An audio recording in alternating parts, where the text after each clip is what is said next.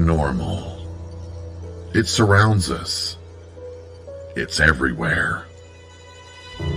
Tonight, you will hear from the people who live and work within these highly active locations, all in the efforts to discover America's most haunted. With your host, ghost hunter and author, Dan Terry.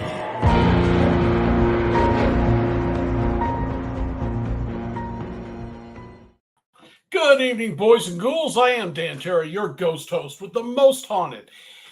Guys, we are doing something just a little different, and I've got this idea I'm going to try. Y'all feel free to jump on the comments, tell me it's a great idea, it's wonderful, or mind your own business, I don't care. But what my plan is my guest tonight is Sinister Sisters. They are a paranormal group that formed less than a month ago. They are both experienced ghost hunters. Rachel, and I hope I don't butcher her name, I should have asked before we started this, and I forgot to. D'Amico, I think. She's actually out of the San Francisco area, the Bay Area, but she's now living in Nashville. She's an experienced ghost hunter, worked with other teams for several years. Now she's starting her own team. And the other one is Jennifer Blackwell. Jennifer was an investigator. She's worked on several investigations. And my plan, if it works, and if they're willing to go along with me on this, is to bring them back after every investigation or every couple investigations, give them some time to find the evidence and look through it and tell us about it. And in that way, we're introducing a new team to the world, to the ghost hunting world. And we're kind of following how a team develops. I've always been a little concerned about ghost hunting teams because they almost always seem to grow and then implode. And they'll do that 2 or 3 times. I've seen it so many times. People that were just outstanding ghost hunters, but egos start getting in the way. It's going to be interesting now to see how these two continue through and see if they can break that tradition.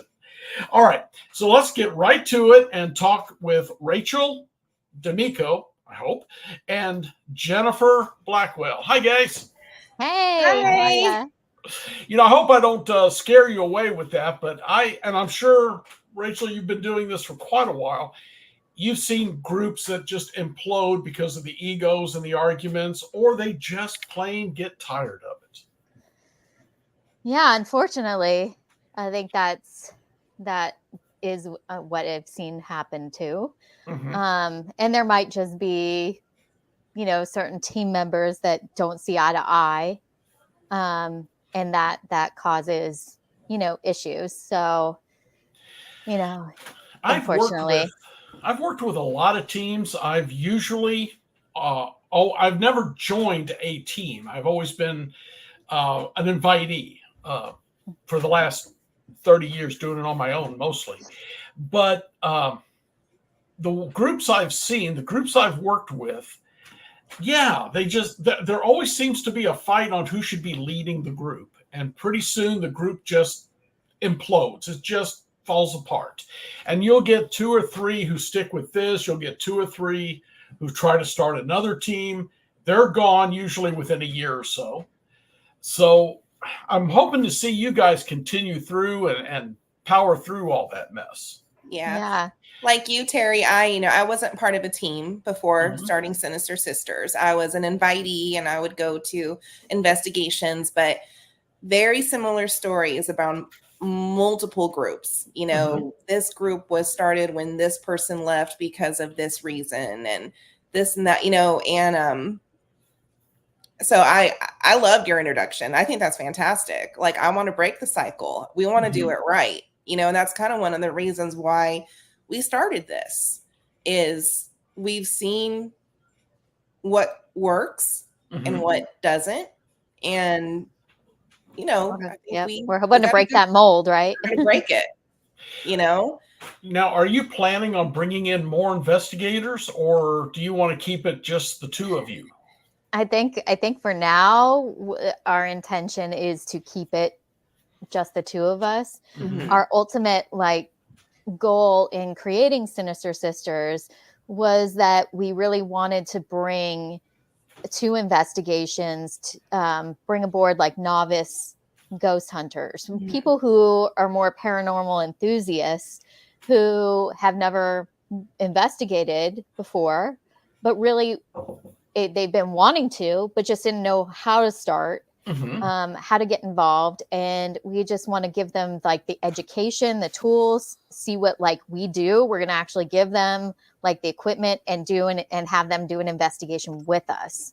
So, that's our whole idea, because we've seen I think especially, Jen and I were talking about it in the last several investigations that she was on with us. I think we really felt like she was why is nobody talking? Why are they not telling how to do, why are they not communicating? This is why we do this. This is they're just talking in all these terms, and they're not really explaining honestly what they're doing, what they're using, how they're going about investigating.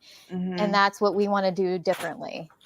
In the team's defense, because I'm bad for that, and that is exactly what I was doing before I moved to North Carolina. There in Missouri, is people want to ghost hunt with me? Sure, I'll call them in on a good investigation, nothing too terrible. I would teach them how to use the dowsing rods, the K2 and such. But other than that, learn on your own, learn your way. I mean, I'm sure you've seen people, some of them can take a little camera and always get something. Some people have a recorder, always get EVPs. We don't. With me, it's dowsing rods. They always work for me. And, you have to find your niche, I guess. Yeah, absolutely. But I think even with me, this is something I've always been interested in. But I didn't even know that there was any such thing as a paranormal community before I had met Rachel. I had no clue. And to find out that there's this whole, oh my gosh, niche in the market, and wanting to be a part of it and not really knowing where to begin. And truly, if I would have never crossed paths with Rachel to this day, I don't think I would still know.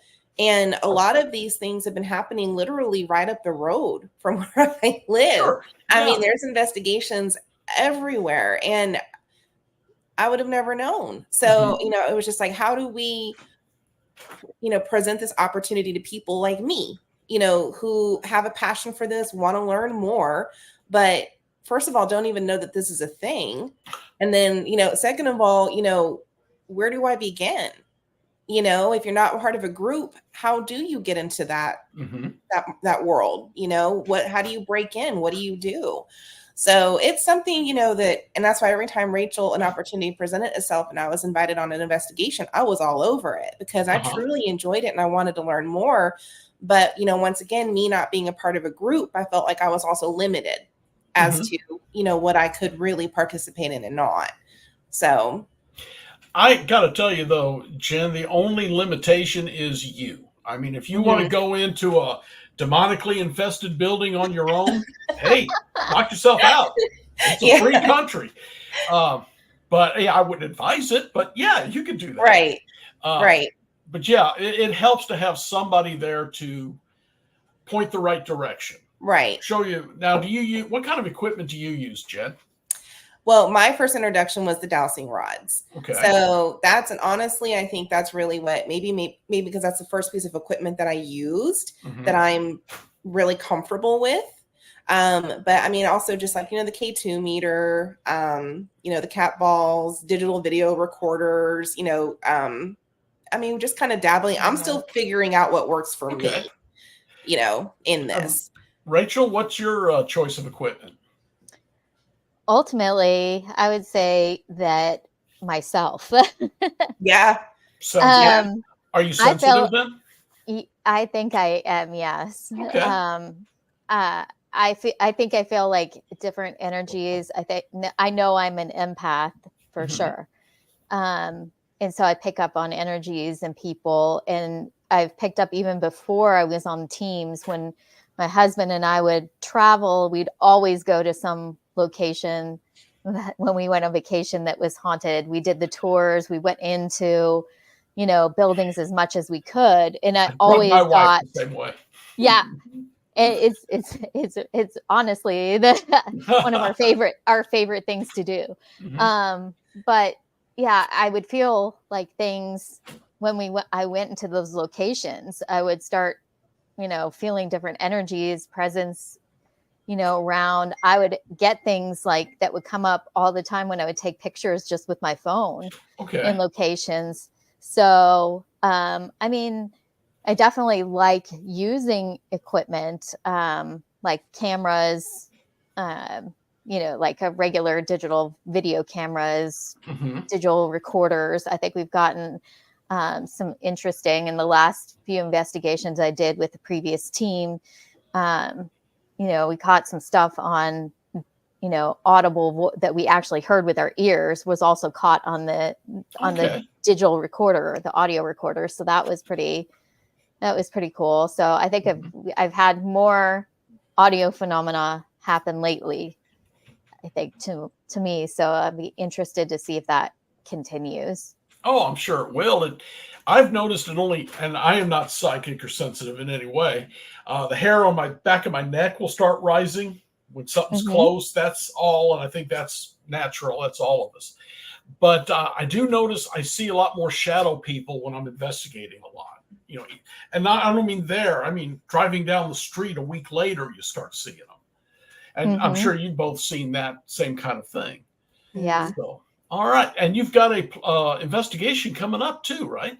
Oh, we sure do. Yes. Yeah. Can you tell me where, or is this something you don't want to talk about yet? No. We've got a couple investigations coming down the pipeline. Our first big one, kind of our kickoff one, is going to be down at Old South Pittsburgh Hospital. I've heard of it. Yeah. Yeah, it's pretty well known. It's been, definitely on some other paranormal TV shows, and it's definitely I've been there. This will be my second time going back. So I'll be interested to see if we get similar phenomena that we had last time. But yeah, it's very haunted. I think not just with the energies of the hospital, but there was a lot that's happened on the land there itself before it was even a hospital. Right. I've heard that. Yeah. And there's some interesting that it might be built upon limestone, and that there is potential natural spring that runs through the property. So it might be the perfect sort of trifecta of stuff happening. You've got a lot of the right atmosphere for it. Right. All right. Jen, what have you done so far? Let's see. Investigation wise, the Thomas House, the Old Stone Jail. Where was the Old Stone Jail? So that's in Franklin, Kentucky. And that's actually going to be, we're going back next month. That's going to be our second investigation that we have lined up. I've done so many jails, man. They are never not haunted. Oh, I think that experience was what was hook, line, and sinker for me. I think that was probably my first true, not the jail, but the museum right across. We did the old museum as well. And I truly had my first legitimate experience there. So I'm really looking forward to going back and reinvestigating and, seeing what happens. Can you tell us about the experience? Yeah, I was going to say, share that experience. Yes. It was something that was amazing. It was crazy. So the museum is 2 stories, and we were on the second floor, and everybody was kind of what did we have? We had the cat balls out, and we had the REM pod. And out of nowhere, I heard, it sounded like, those old jewelry boxes that when you open it up, some of them play music. I heard that for a couple seconds. We both did. Yeah. Well, and we looked at each other. And Brent heard it too. Yeah. So we had a couple of other investigators there that heard it as well. And I just kind of started looking around, and I looked at Rachel. I was like, did you hear that? Am I crazy? Because I was like, there's no reason for that to be. And she's like, no, I heard it. And it was on one opposite end of the building. And then a couple seconds later, we heard it again, but on the other opposite end of the building, the same exact tune, just a couple seconds worth. Okay. So we scoured the entire floor looking for anything that could have possibly caused that. And there was nothing. There was nothing. I see your hair growing on the back of your neck again. Yeah, I still, it just to this day, because it was legitimately my first, I was like, oh my gosh, that really happened. And it wasn't just me that heard it. It was other people to justify that I didn't make it up, that it really did happen.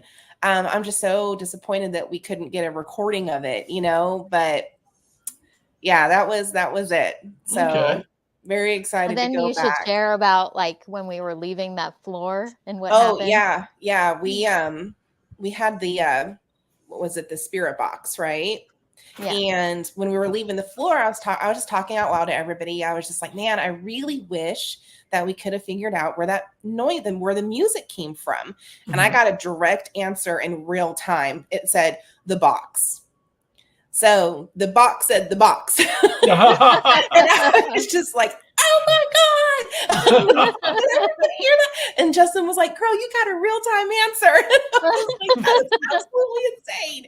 So that was it. That was it. That was it for me. So like I said, I'm very excited. I'm looking forward to all of our investigations, but like I'm particularly excited to go back and do that one again. Yeah. And what was amazing that night, even like before we heard the music box, we had the REM pod going, and it was like something was like just playing with it so much that we were like, it drained the battery. It just kept going off, and we're like, can you back away? And it would back away, like stop for a second, but then it would just go right back. And so we ended up having to change the battery, I think 2 different times because it kept just going back to the REM pod and making it go off. Yeah. That's pretty cool. It was. Yeah. It was. There's a lot of jails, especially around Tennessee, Kentucky, that are now ghost hunting meccas. Yep. So you need to. We also went to. She and I went to Brushy Mountain State Penitentiary. I haven't been there yet. I've done so much in West Virginia, but I haven't been there yet. Yeah. How was it? I'd love to go back. It was amazing. It was amazing. I almost feel like we didn't have enough time. No. Yeah. Like the whole 6 hours or so we were was it closer to 6 or 7 hours, something like that we were there investigating. Flew by. We just we felt like there wasn't enough time. Yeah. That was for sure. All right. And there were some interesting experiences there too. I think that we went into one area called the Hole. And we were in there, and that's where they put, and it really was not a nice space to be in at all. That's where they put it wasn't even prisoners, because they were, taking people who legitimately really did not do a crime. But they were putting them in, mistreating them, and in this space where there were 3 cells, and they're basically down below this building in a literal, what seems to be like a hole. Yeah. And that's why they called it that. And I was standing outside of the cells behind another investigator, and there was nobody behind me. And I felt like something touched me right on my butt. So did you expect anything less from a prison? I know. I kind of ran out there towards Jen, and I was like, nope. Not cool. Yeah, she's like, that's not cool. I did not give you permission to do that. You cannot touch me. Now, there was the Tri-County truck stop in Missouri. I was on one of the first investigations there.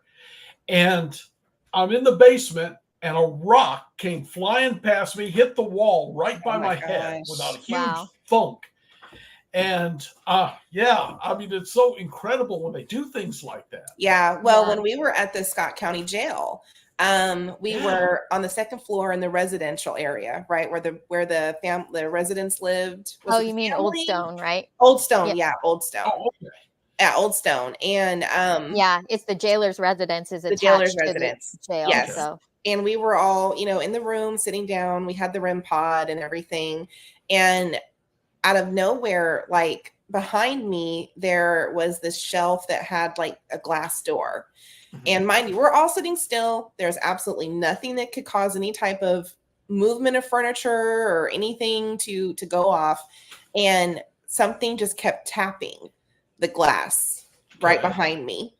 And I didn't acknowledge it at first because I was kind of we're like, we all heard it, and we're like, yeah, and we knew that it was coming like from her direction, and we're like, Ken, can you hear that? Is that coming from where you were sitting? And she was like, yeah. We were like, didn't even want to move. I was like, I don't want to move, and it just kept doing it. It just kept doing it. I mean, in response to like questions, because we were like, if that's you, can you tap again? And then it was like tap, tap, tap, and she was like, oh, it's behind me. What the stories you're saying has brought a question in my mind, which I want to ask your opinion, especially Rachel. Are the ghosts getting more active? When I started this, something like that was something that would happen once in 8 investigations or 10 investigations, but now it seems to be happening a lot. I love that. Well, I know, because she and I have talked a lot about this actually, because we felt like that it has to, like, the energy has to be right. We feel like the team just has to gel and connect. And if you do, like, on a certain, like, perfect, like, it just seems like, because we went with the other investigators at Old Stone Jail, we went with Justin and Greg, and the 4 of us clicked. And just right off the bat, that was the first time meeting each other. And we just had this instant connection, and the activity seemed like it was amplified. I think because, we click so well. And, I think Justin is a little bit more than even sensitive wise than me. I think he's definitely like a medium who can, he's definitely channel. And so I think that perfect, like, again, combination is really, I think, really pays off. And I think we saw that too when we went to Lynchburg. Because we investigated with them in Lynchburg recently. That was the last one we did last month. So that we did the Lynchburg jail and then the funeral home across the street. And we had some activity, like, in honestly in both. I think more so in the funeral home side. But that was my second time back at the funeral home, and like, it was the second time we had activity. I actually had the spirit box said my name twice. It said my name the first time I was there, and then when we went back, it said it again. Completely different, like, spirit box, and different people, but except for me. So that was interesting. I'm like, do you remember me? And they did. I think so. And I think we're trying to work it out that our investigation, end of October, maybe early November, that first weekend, we're hoping to do like a Day of the Dead investigation there at the funeral home and the jail. So sounds like we got some plans. Yeah. All right. Well, we're going to dive off here for just a minute and pay some bills, but I do want to get more into Rachel's, your experiences that brought you into ghost hunting. Yeah. And more about what your plans are. It sounds interesting. You mentioned, Jen, the old Scott County jail. Have you guys been there yet? I have, yeah. I have not. Yeah. Scott County, it was interesting and all. I could tell you. If you want to go to break, and we'll talk more about that. I have interviewed one of the owners. I've talked to another one 2 or 3 times at different conferences where we were both speaking. They're amazing. I love Miranda and Chris. Yeah, they're incredible. Yeah. Miranda was on the show. Chris, I've just ran into, and they're both just top-notch people. They are. Yeah, we're hoping to do maybe an investigation of there, and they also kind of do the investigations for the town rugby that's in Tennessee. So we'd love to we're trying to work out maybe early 2025 of doing something there. Yeah. All right. For sure. All right. Well, you guys hold on. We got more stories to talk about, but I've got to go away for just a minute. All right. All right. This is a new team, and they are so excited, and they are so enthusiastic. You gotta love it, man. It's awesome. And my friends, there's more here to talk about, but I need you to watch something very important. This is Margie Kay, and I'd like to say thank you to all of our KUNX show hosts, staff, listeners, and viewers for making us number one on Paranormal Talk Radio.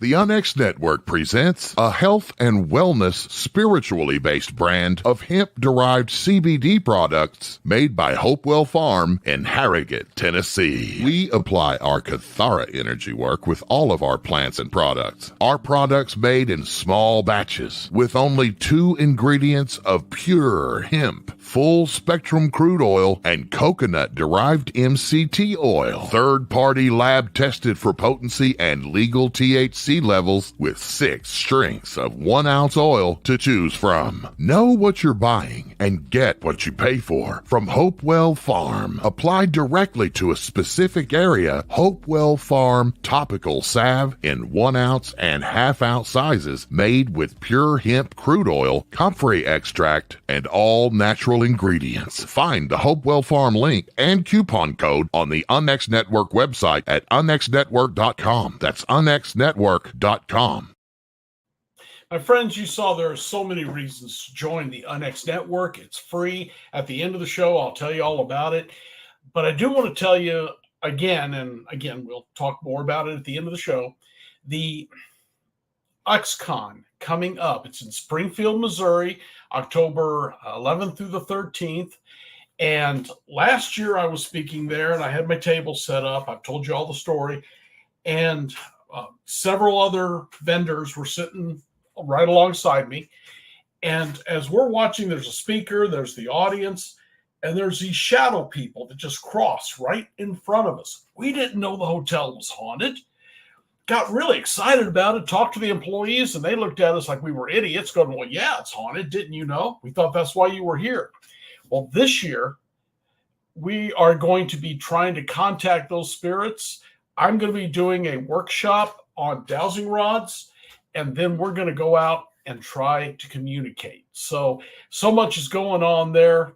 You gotta think about joining. Think about coming down to Springfield, Missouri, so you can check it out for yourself. But now, I want to get back to Rachel and Jen and find out more about their upcoming adventures.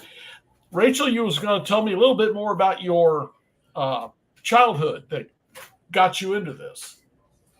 Yeah, so I had a couple experiences when I was younger. Mm-hmm.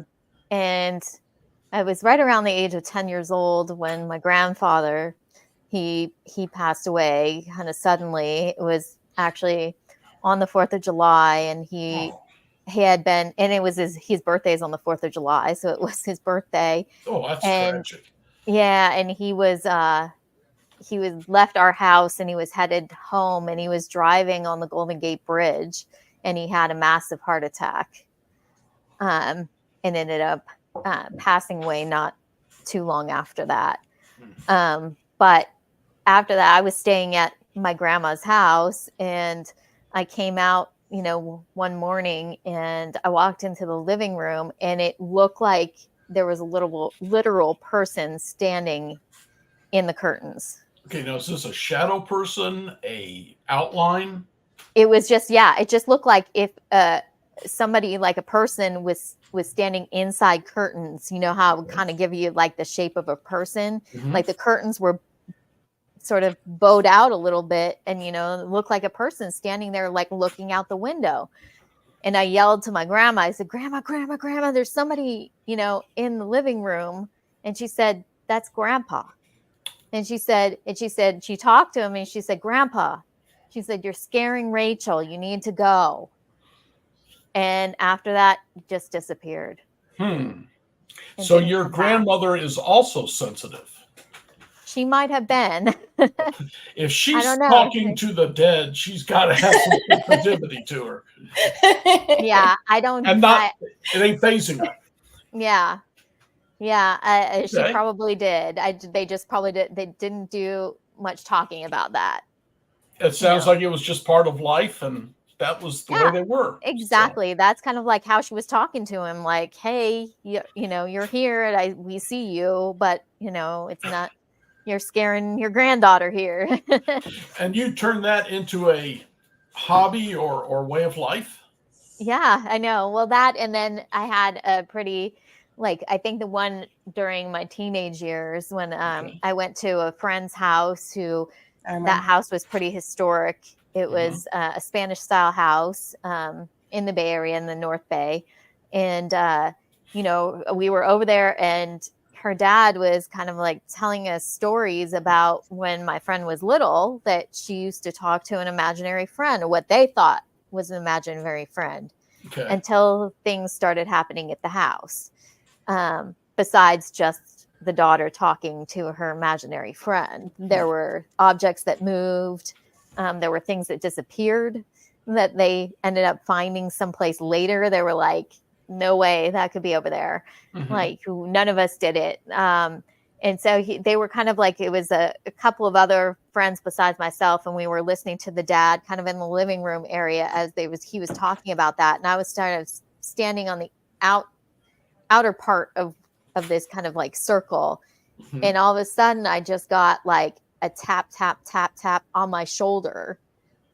And I was like, looking, and there's nobody around me. And I'm like, I talked to the nearest person next to me, and I was like, "Hey, did you tap me on the shoulder?" And he was like, "I'm on the other side of you. How am I going to tap you on the shoulder?"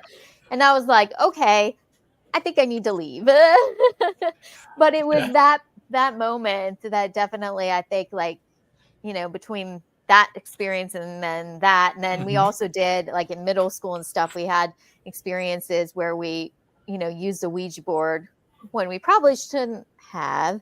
Not that I don't think that, I think that my opinion, and this is my opinion only, but I think they get a bad rap, but I think it all has to do with intention and how you're using it, and make sure you're using it properly, opening and closing the communication. But if you're to say that, a spirit board you shouldn't be using in a location, well, dowsing rods, pendulum, you even trying to talk to the dead yourself, guess what? That's all that's spirit communication. It's all the same. You're trying to talk with the dead. It doesn't matter which tool you use, right? It's all still the same, whether you use yourself, the board, the pendulum, the dowsing rods. Yeah. 20 years ago, I said it's all about intent. People looked at me like I was crazy. Absolutely. And now everyone agrees it's about intent. All right. Well, that's awesome. I got to bring up, when we talked about a little bit at the earlier, before we started, that you guys came up, your name, the group, when I was interviewing Wolfpack Paranormal out of Canada. And the reason we were discussing the paranormal unity, which is something that for the first 25 years I've been in this did not exist. This was my ghost. You can't come here and look for my ghost. This is my city. You can't do ghost stuff in my city. It was horrible. It's getting a little better now, but it's getting better because of people like you all and Wolfpack and the groups they mentioned. Kings of Queens, I think, was one. What do you think on that? I mean, you know, I love the whole idea of it. I just wish that it truly existed. Right. I think that, you know, that's why we were working so hard to try and build that. But I think that there's still so much that we're seeing of like competition, you know, jealousy, like, and there's no reason for it. There really isn't. Yeah. It's you know, one we thing all to have preach it, you know, it's another to actually, you know, live it. Yeah. Yeah. Can you walk the talk? Essentially, like a lot of people are doing the talk, but they aren't walking it, they aren't living it, you know, and that's the really disappointing thing, I think. And so, you know, we won't stop trying to, you know, bridge those gaps and and connect with people, but you know, we can only do so much, right? That those people have to want it too, right? So. Right. Well, I started in '79, and this was unheard of. Us, I mean, ghost hunting, that was just something nobody talked about. Nobody did it. And then ghost hunters come on TV. Groups started forming everywhere, but they all at that time wanted their own TV show. God, it was terrible. And they were fighting each other so almost to the point of physical violence over trying to get TV shows. It really went downhill fast right then, ghost hunting in general. And I think we're finally starting to climb out of that mess. So the unity thing is what's going to be pulling us back and making it a science eventually. Yeah. I mean, together, maybe we can help to answer some of the questions we really want to know. Right. Right. Yeah. I mean, we can't do it just by ourselves. No. Like, we need each other. Yeah, it takes a village.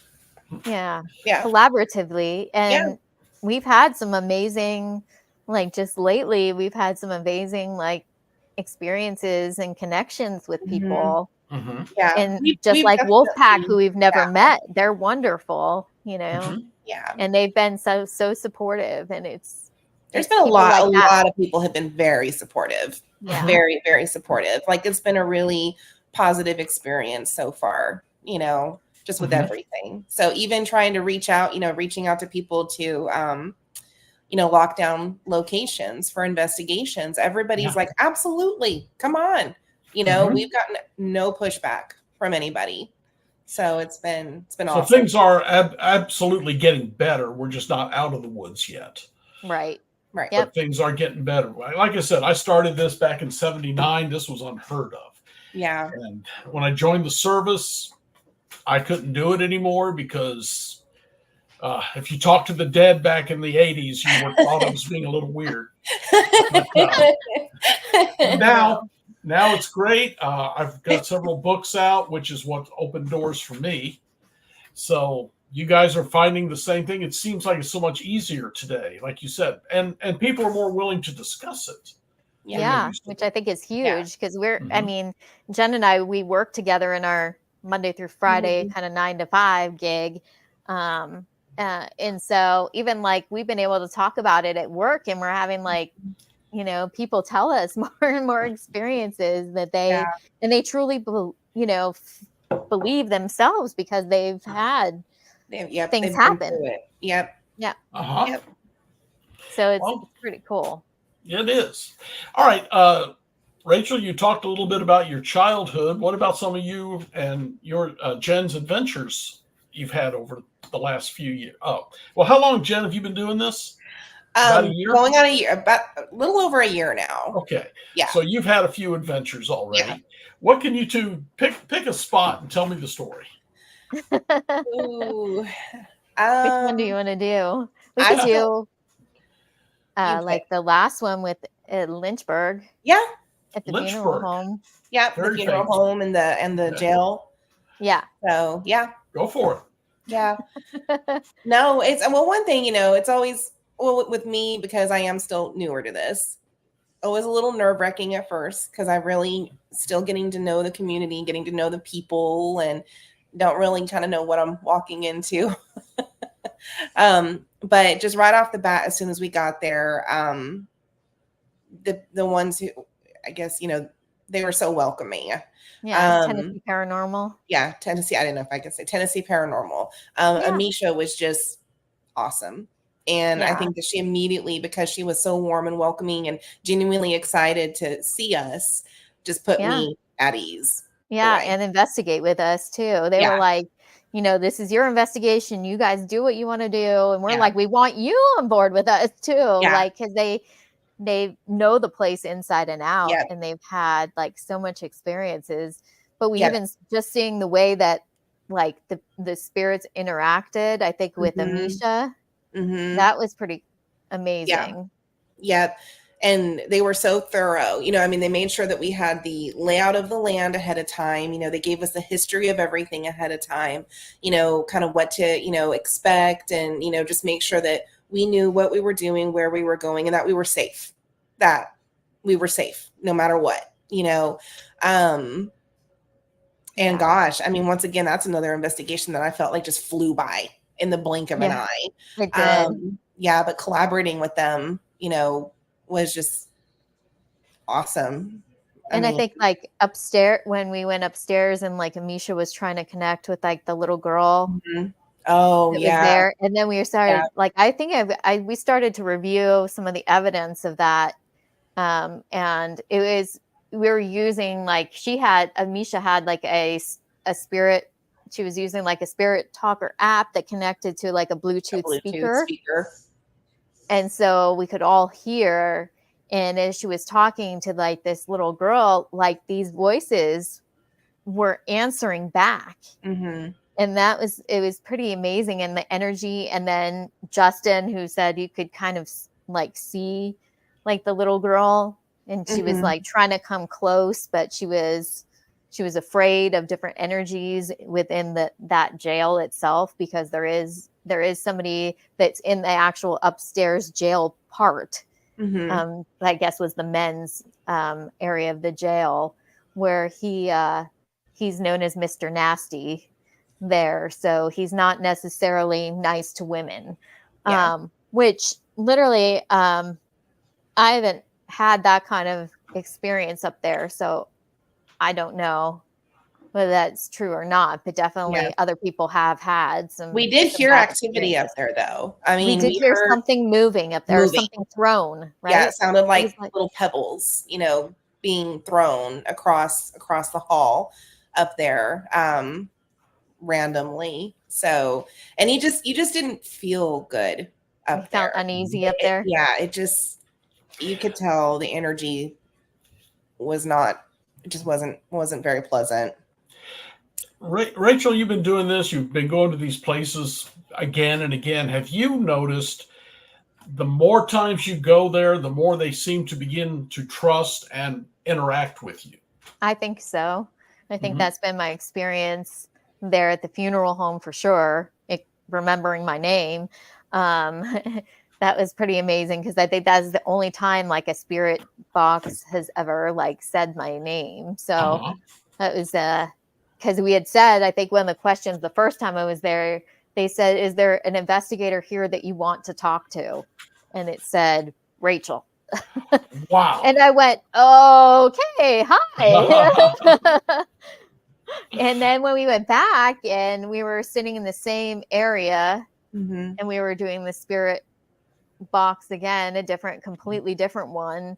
Mhm. Yeah, that time Amisha was like, "Oh my God, it just said your name," and I briefly heard like the tail end of it, but I was like, "What?" Yeah.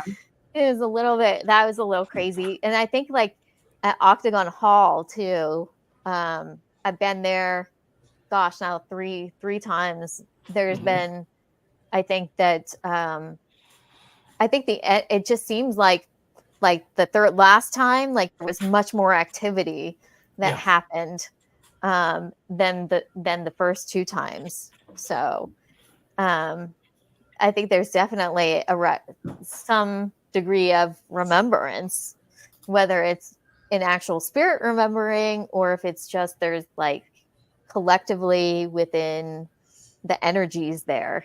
Yeah, well, I mean, you got to think, like, I feel, and we've talked about this, that these energies were at once, they're just people.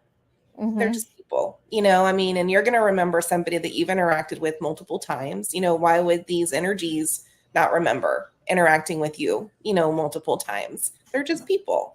Jen, that's what I've said, though. Whatever their personality in life is the same as they have in death. Yep. If they were mean, nasty people, then they're mean, nasty people in death. They're going to be mean, nasty people. It's not quote unquote evil or demonic or anything like that. You can have a nasty person. Their spots. Yeah, so we've dealt with them. Okay. Any good adventures anywhere else? Been pushed, shoved, bitten? No, I've had not me. At Scott County Jail. I know. At Scott County Jail, it was definitely interesting there. When we were with Miranda gave us the tour just before the investigation. And as we walked up to the maximum security part of the jail, we walked in an area and right away I got like an impressions of like, I did not feel like it wanted me there. There was just like, there was right away. And I said to her, I said, Miranda, they don't like women up here, do they? Mm-hmm. And she was like, no. And then I was like, I feel like people get their hair pulled up here. And she said, absolutely. That is one of the claims that happened. And so I was like, whoa, I was kind of just blown away. But those things were sort of just coming to me. And I was like, I don't like that one particular cell. And she was like, well, I forget what they called him. They called him big, I think it was like Big Al or something like that up there. He was just a large, man who definitely tried to push around and intimidate women. And I definitely got that feeling. Yeah. Rachel, I got to tell you, it's interesting that when we started this conversation, you kind of like, yeah, I might be a little sensitive. Yeah, maybe. I think I am. And here you're telling them what all went on in the top of this building. It's okay to admit. I know. It's like, it's just like me and just learn. I think that through this journey that I've had so far, I think that I'm learning more and more that was like that. I necessarily think that I was as connected as I apparently am, but I think I'm wanting to develop that more, Now that you're talking about it and someone's pointing out to you, yeah, you've been this way apparently since childhood. Mm-hmm. Yeah, I think that's what definitely drove my interest in the paranormal. Jen, are you ready for this? I am. I am. It's every time we go someplace, it's always a new experience, and it's always just reiterates that this is a passion, and I'm so happy, and I'm so looking forward to just kind of seeing where this path takes us and doing it with. I mean, Rachel, you're my best friend. Couldn't do life without you, and I feel like we the right intentions behind it. So Jen, I don't want to throw water on you, but I think Rachel's going to be leading you into some serious shit. Oh, I think so too. I know. It sounds like she has a magnet for this. Sorry. Are you ready for this? I apologize. Hey, nothing that a trip to Buc-ee's can't fix afterwards. So you just get some Buc-ee nuggets. We'll get some Buc-ee nuggets. I'm pretty easy to please. So I'll stick with the brisket because I thought the nuggets was just air.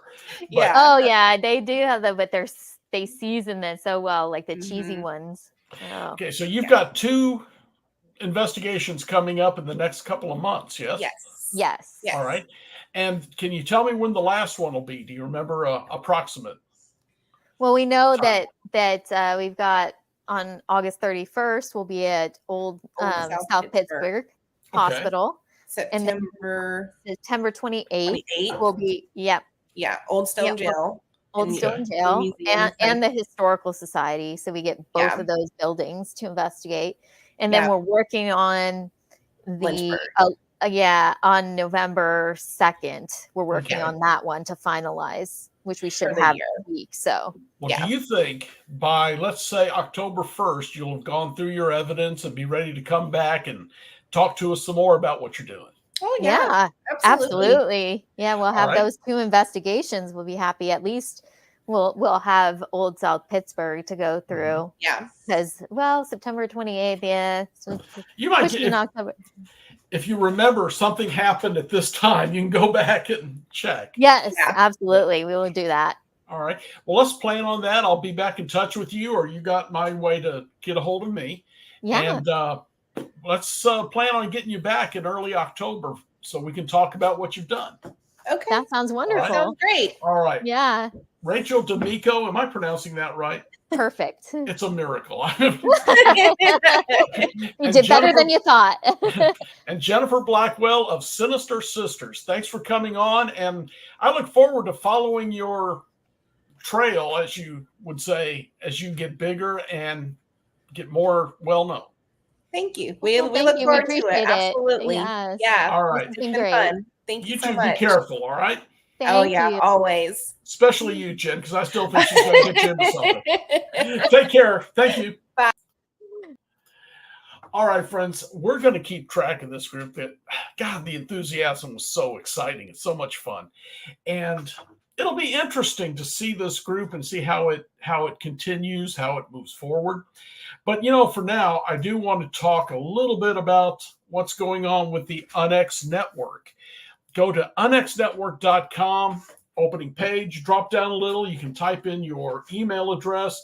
And for all that, you get the blog. And let me tell you guys, the blog is burning up. There's cube-shaped UFOs being seen all over the world. We've got some cryptids. We've got underwater cryptids being seen.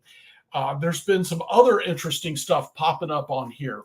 We have, you saw when I talked about, or I had the commercial for the shows, how much different stuff we've got going on. If you're into cryptids, conspiracy, if you're into ghosts, UFOs, alien encounters, psychic abilities, we've got a show for you somewhere on there. And of course, there's Most Haunted. If you're really into the ghosts, it'll be here.